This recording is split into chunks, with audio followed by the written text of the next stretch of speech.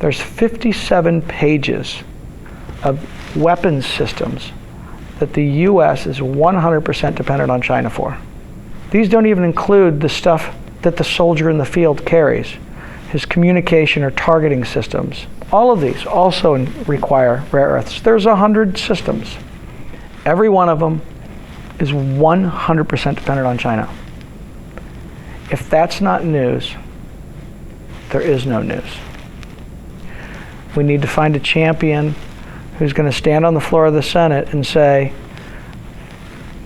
we're either going to pass this rare earth bill and solve this problem, or I'm going to order the Inspector General to do a criminal probe of every defense contractor breaking the law. I don't care which bill we pass today. We're going to do one. We need that person who can actually demand that we solve the problem or we apply the law.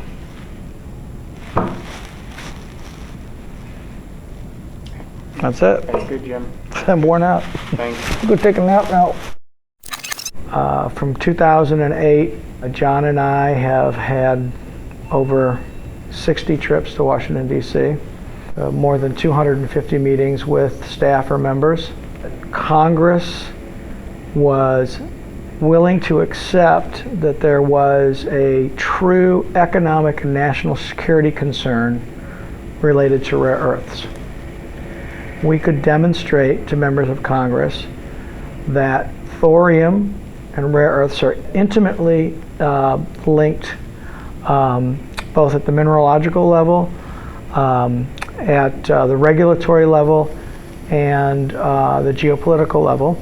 We married the thorium energy concept with the rare earth concept, and we pushed that through as a combined bill. A large part of the failure of the rare earth market in the United States, in France, in Europe, was directly related to thorium and thorium regulations. The NRC and IEAE definition of source material, which would be the material you make fuel or bombs with, eliminated the most valuable class of rare earth resource from the value chain in Western countries. And that left China in a great position to pick up the slack, to fill the breach. China was unaffected by these largely Western regulations, and they continued to use the best materials. In the United States and our partners tried to compete with China with far inferior rare earth resource materials. So we were able to demonstrate this, and what we tried to convince Congress of is that if they wanted to fix the rare earth problem, if they wanted to fix this geopolitical, economic, national security problem, we have to tackle the thorium issue. And in doing so, you couldn't just put thorium in a giant pile. You had to be able to do something with it. So in the legislation, we created language that would allow for a multinational platform for the commercial development of thorium energy, industrial products, medical isotopes, etc. And that part of the legislation was generally, I'm not going to say ignored, but wasn't a focus for many or any members of Congress. They were primarily focused on the rare earth side of it. In fact, the more we talked about the thorium part of the legislation, the receptivity to the legislation declined precipitously. So basically, we just sold a rare earth bill to members of Congress, which also included a platform for the commercial development of thorium. And if we told them that, they were fine. They didn't want to explore the topic, and we were happy. We had a bill written. That bill was going to be introduced, and there were some parochial political issues that got that bill pulled. John and I continued pressure, continued visits to Washington, D.C., shared the cost of a full-time lobbyist in Washington, D.C., and late last year, the same senator introduced that bill as an amendment to the National Defense Authorization Act. And had the bill been accepted as an amendment into the defense bill, it would have passed. The defense bill passes every year. It's basically the most assured way to get legislation passed.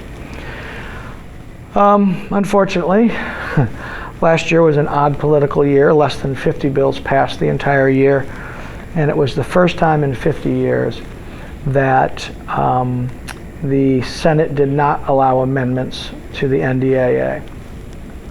So of course we redoubled our efforts and had the bill introduced this year in February as a standalone bill, and then worked very diligently with House and Senate members to get the bill introduced in the NDAA, the National Defense Authorization Act.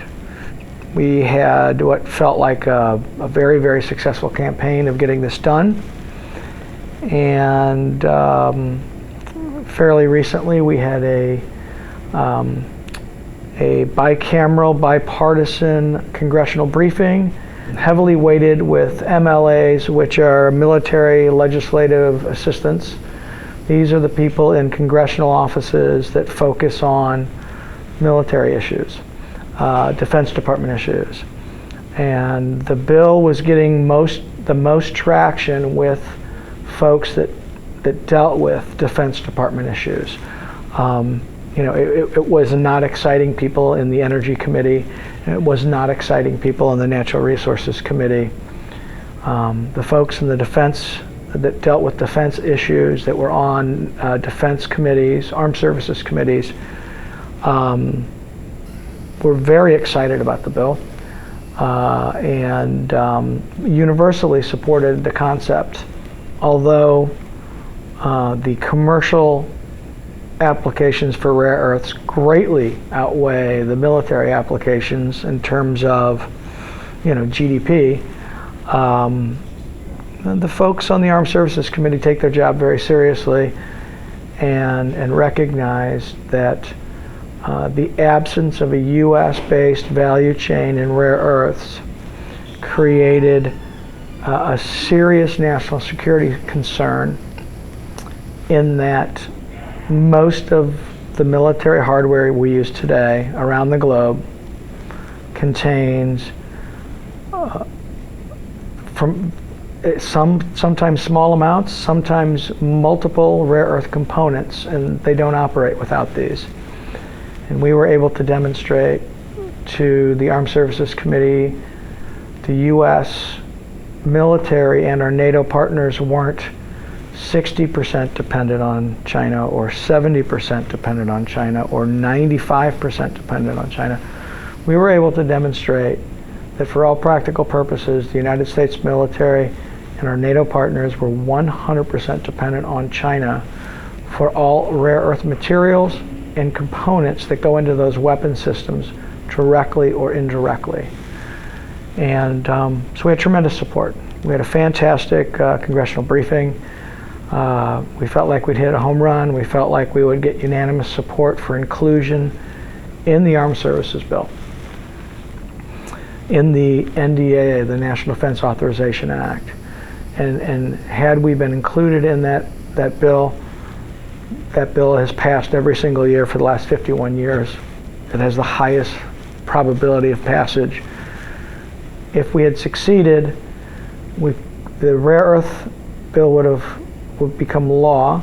We would have been able to solve the rare earth problem, and more importantly, we would have been able to create a multinational commercial platform for the development of thorium energy.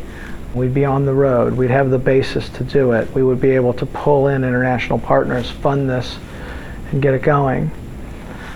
What happened, unfortunately, is that 2 or 3 days after the briefing, we were notified by the senator who sponsored the bill. We were notified by his office that the Department of Defense, not a senator, not a staff member, but the Department of Defense intervened to kill the bill, communicated to the members of the Armed Services Committee that they didn't want this bill.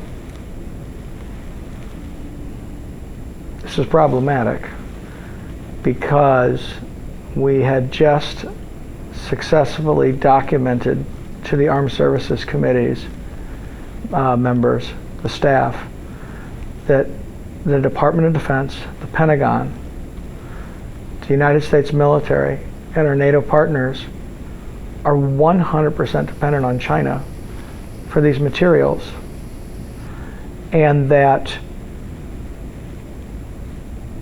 any estimates by our own government for organically building an alternative value chain are estimated to be 7 to 15 years. So, if you think about current U.S. policy, which they refer to as the pivot, the Asian pivot, it's a nice way to say it's 19th century containment policy. The concept is that we're basically going to surround China with military hardware and intimidate them into doing what we want. How are we going to contain China when they control the procurement of our weapons systems? What legitimate threat or intimidation or energies can we bring to that environment when the Chinese know for a fact that every single weapon system we have pointed at them doesn't work without their materials? And you can draw 2 or 3 conclusions, and none of them are very attractive. One, very selfishly, some people are hiding 25 years of failure. The most expensive military system in the world that's supposed to prevent exactly this type of scenario consistently for 25 years failed to appreciate China's encroachment and then complete eclipse of this market and everything in it and everything related to it. So, is it new that bureaucracies try to hide their mistakes? No. Is this one too big? No. I mean, historically, nations have failed because deeply entrenched government bureaucracies refuse to acknowledge their failures. And so it's not too big, but it doesn't seem as likely as the alternative. The myriad of defense contractors who are now 100% dependent on China for these materials to build weapon systems have requested that the Department of Defense kill the bill on their behalf. So it's either the defense contractors trying to maintain a cozy, or let's call it a very awkward and uncomfortable relationship with China, or someone in the Defense Department hiding 25 years of failure. I don't know which it is, but by killing the bill, what they've done is they've locked us into Chinese dependence in perpetuity. If we can't break the chain now, it doesn't get easier tomorrow. Can we find a member of Congress who is incensed or who feels obligated to maybe ensure that the Defense Department and the contractors that enjoy the largesse of taxpayer procurement follow federal laws? Is that too much to ask? So that's where we're at. We basically are looking for a single member of Congress who's willing to force the defense industry to follow federal law. Of course, in today's environment, expecting anyone in a position of power or authority to follow laws is practically naive. But this is a national security issue, and this comes down to questions of economic, political, cultural viability. and we're going to fix this now, or we'll simply crawl into the mouth of the dragon. How is it that those members were communicated to? It seems like you have an understanding what they were told to do, but you aren't privy to why they were told to do it, or that, like, is there any additional information? It's like they were like, well, we're not going to support this bill anymore, and you're like, well, why aren't you going to support this bill? And they were like, because we're told not to, and you were like, well, why not? And they said, like, was there a why question asked? When we ask who, what, or why, we were told you're best off finding that answer out on your own. We won't comment on it. But if there was an argument put forward, I can only assume it was pertaining to thorium, right? I mean, what other argument are you going to possibly have? No one opposed to the bill on the bill's merits. The DOD doesn't take a policy position on thorium because it's not the EPA, because it's not the NRC. When the Department of Defense inserts itself, it can only be acting or imposing or communicating concerns related to national security. There had to be some reason articulated to someone down the line. None. We have found none. We're looking into it. The bottom line is there's no rationale for killing a bill that ends U.S. dependence on China for these important materials. No legitimate arguments. The bill was budget neutral. The bill had bipartisan support. The bill had support of senior members on the Energy and Natural Resources Committee. The federal law requires defense contractors use U.S. or allied parts and components. So, can the Defense Department object on some theoretical ground, but say that we want to maintain a status quo where every day, every defense contractor in the United States is violating federal law? How is this working out for like you and John? Because you guys probably have the most, I guess, most invested in this in terms of time and effort. What's the emotional toll anyway at this point? Yeah, it's a tough thing to shake. The accepting the position we're in today is accepting a subservient and declining role for the United States. And unless I'm willing to pack up my family and leave and live in some other country, that's pretty daunting. It's hard to get over. The other problem is that China is rapidly developing thorium energy technology, and the advantages are so numerous that it has a true potential to replace the hydrocarbon industry almost completely. Liquid fuels could be made from coal, very clean, very high energy fuels, far superior to petroleum.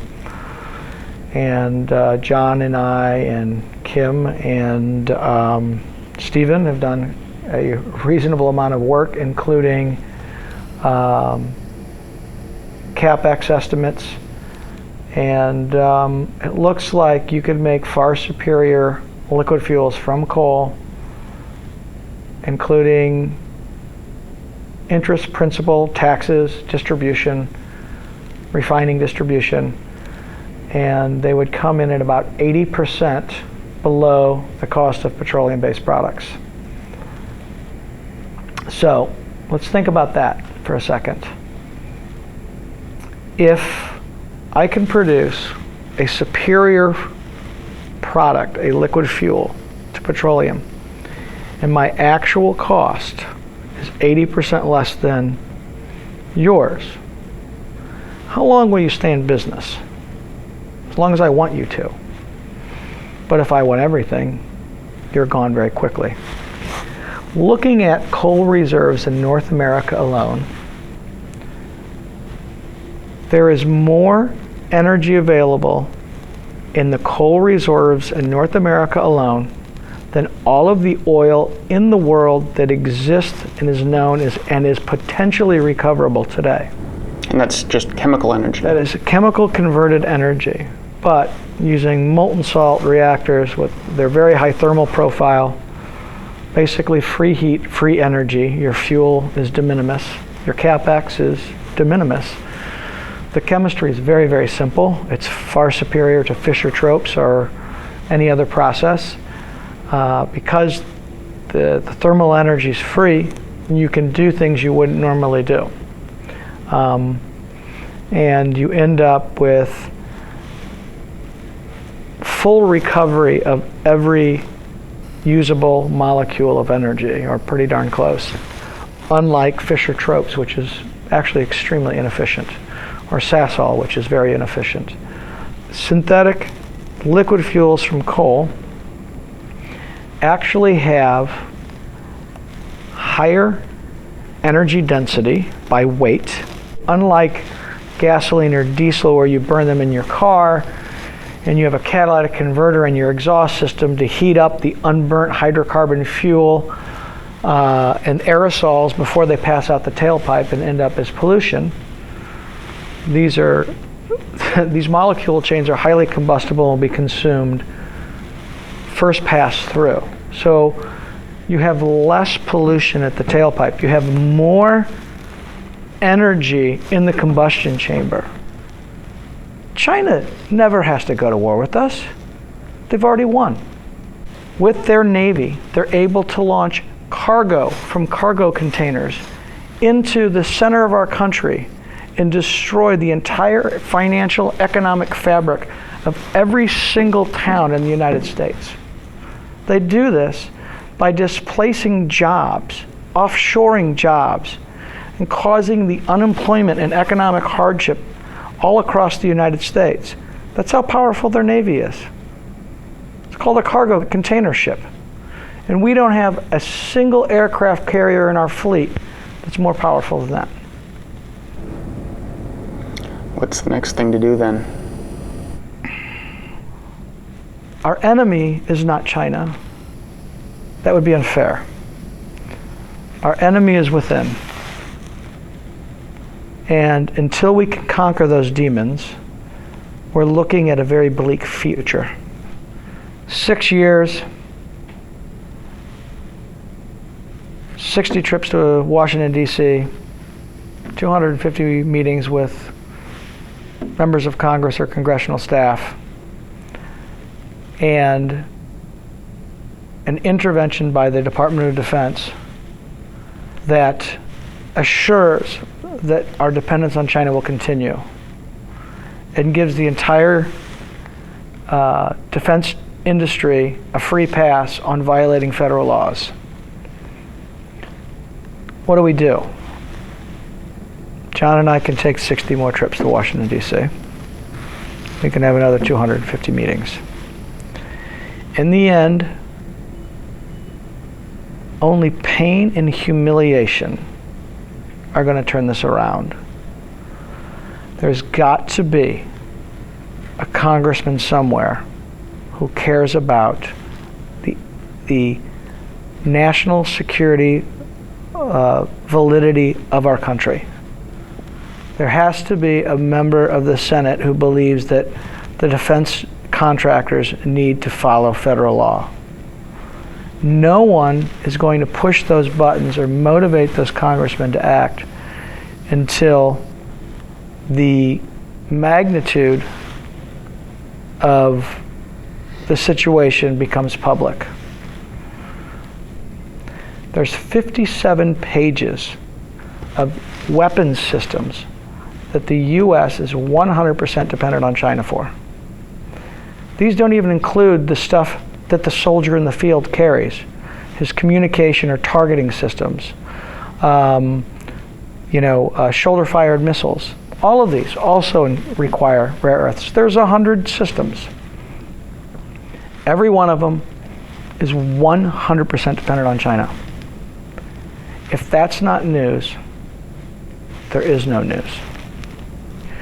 We need to find a champion who's going to stand on the floor of the Senate and say, we're either going to pass this rare earth bill and solve this problem, or I'm going to order, or the Senate, Congress is going to order the Inspector General to do a criminal probe of every defense contractor breaking the law. I don't care which bill we pass today. We're going to do one. We need that person who can actually demand that we solve the problem or we apply the law.